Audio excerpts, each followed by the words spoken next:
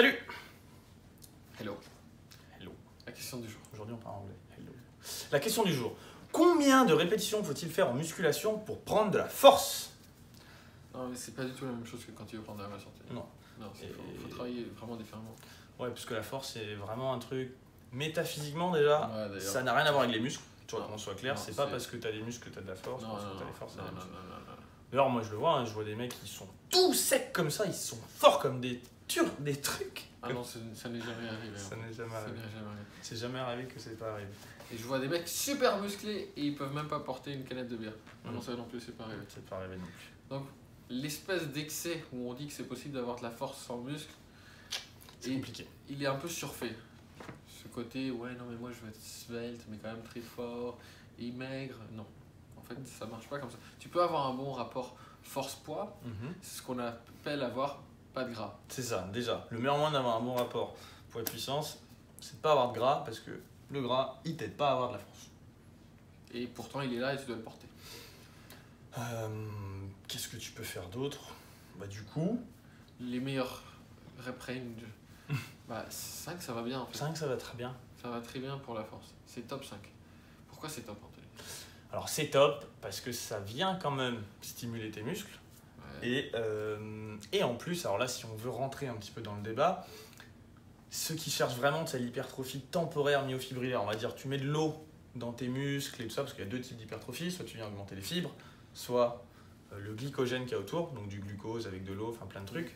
On va dire que cette partie glucose là, glycogène, elle t'aide pas vraiment à avoir de la force et elle intervient principalement dans des séries de 15, ce qu'on va appeler un peu la gonflette. Alors qu'en série de 5, il y en a un petit peu, toujours, parce qu'il y en a toujours un petit peu, mais ça reste principalement quand même des séries qui vont faire croître ton muscle dans sa partie sèche, on va dire. Et du coup, ça va t'aider à avoir le plus de force possible, bon, avec l'augmentation de ton muscle, parce qu'à un moment, c'est... Encore une fois, tu peux pas devenir champion du monde de force en ayant la même masse musculaire que quelqu'un qui ne fait pas de muscu, faut pas se Tout à leurrer. fait. Mais ça, c'est le bon D'où le équilibre fait entre les deux. que les gens jouent avec les catégories, par Oui. exemple en haltérophilie ou en force athlétique, pour trouver celle qui leur permet d'avoir la meilleure force Où ils sont pour leur taille. compétitifs, ouais, Voilà, c'est où ils ça. sont le plus compétitifs. Parce que typiquement, si tu pouvais avoir de la force sans prendre de muscle, bah, tu verrais les mecs qui font 120 kg qui soulèveraient la même chose que ceux qui en font 60.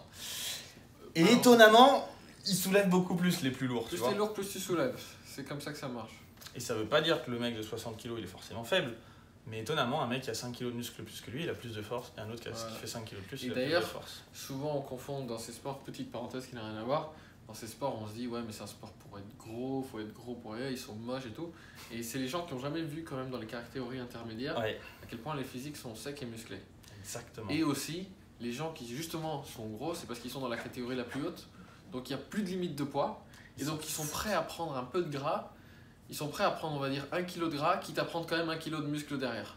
Exactement. Et donc en fait ils préfèrent être gras et musclés et maximiser leur force, quitte à devoir avoir le juste rapport des deux. Exactement. Mais c'est vrai que si tu regardes une compétition d'haltérophilie, par exemple, au JO, mais que tu regardes les catégories intermédiaires, tu vas pas voir beaucoup de mecs gros. Ils vont plutôt être secs et musclés. Et d'ailleurs, dans la catégorie, le gagnant de la catégorie sera probablement celui qui aura le plus de muscles et le moins de gras de la catégorie. Tout simplement. Parce qu'au même poids, si tu fais, je sais pas, 80 kg, mais avec 70 kg de muscles et 10 kg de gras, tu as moins de chances de gagner que si tu fais 80 kg avec 79 kg de muscles et 1 kg de gras. Tu vois. Tout à fait. Tu as 9 kg de masse musculaire qui viennent t'aider à soulever la barre. À ceci près qu'il y a la technique qui compte aussi. Évidemment, c'est vrai.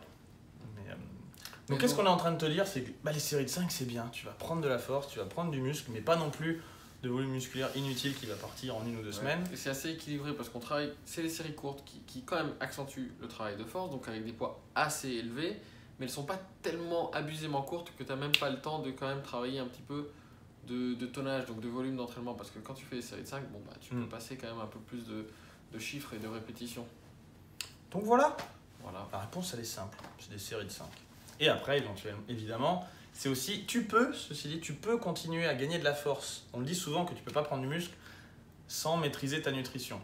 Je veux dire, la force, c'est pas vrai. Tu vois des gens qui peuvent progresser en force tout en maîtrisant pas leur nutrition, même parfois en perdant un peu de poids, tu peux gagner de la force, mais c'est pas parce que tu as construit du muscle, c'est juste parce que tu as amélioré ton système nerveux et à un moment, Et Une fois que tu l'as amélioré, ça stagne, ça s'arrête. Tu il y peux a pas une l'améliorer compétence plus. il y a une notion de compétence dans la force, Mhm. c'est-à-dire que elle est spécifique à des mouvements d'ailleurs. Donc tu peux être très bon dans un mouvement et même avec les mêmes muscles être assez mauvais dans un autre mouvement parce que tu as une Exactement. compétence. C'est comme apprendre la guitare, en fait tu sais faire ce mouvement très bien et ton système nerveux sait le reproduire. Mais pourtant, justement, comme tu disais, au bout d'un moment, tu commences à stagner, tu atteins une abscisse et va falloir, pour dépasser ce palier, prendre du muscle aussi. La viande, elle sert. Donc pour ça, il faut maîtriser ta nutrition, ce qui ne veut pas dire manger que des tomates et de la salade. Non. Maîtriser, ça veut dire savoir combien de calories, combien de macronutriments, combien de protéines il faut que tu manges pour prendre de la masse et pour prendre de la force. Donc. Tout à fait. Et d'ailleurs, si tu veux, on a un challenge de nutrition auquel tu peux participer qui va t'expliquer les bases. Et tu peux aussi t'abonner à la chaîne. Il y a d'autres vidéos où on parle vraiment plus spécifiquement de nutrition.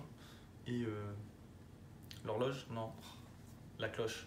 Ouais, il y a une petite cloche, Une si petite cloche tu appuies d'alarme. dessus, en fait, tu as une notification quand il y a des nouvelles vidéos qui sortent. Tombe. En plus, on est tellement extraordinaire qu'on en fait une par jour. Boum, on est des Boum. gueudins. Donc abonnez-vous parce que quand même, une par jour. Et je peux même te jurer que si tu regardes toutes nos vidéos toujours, tu vas prendre de la force. Voilà, c'est comme ça. C'est une loi métaphysique. Voilà, D'accord. Il y a un disclaimer légal pour ça. voilà. Ouais, petit disclaimer Ouais. qui dit ceci n'est pas un résultat typique. Ceci- Pour ceux qui n'auraient pas compris, ceci est une blague. Voilà. Bon, des bisous.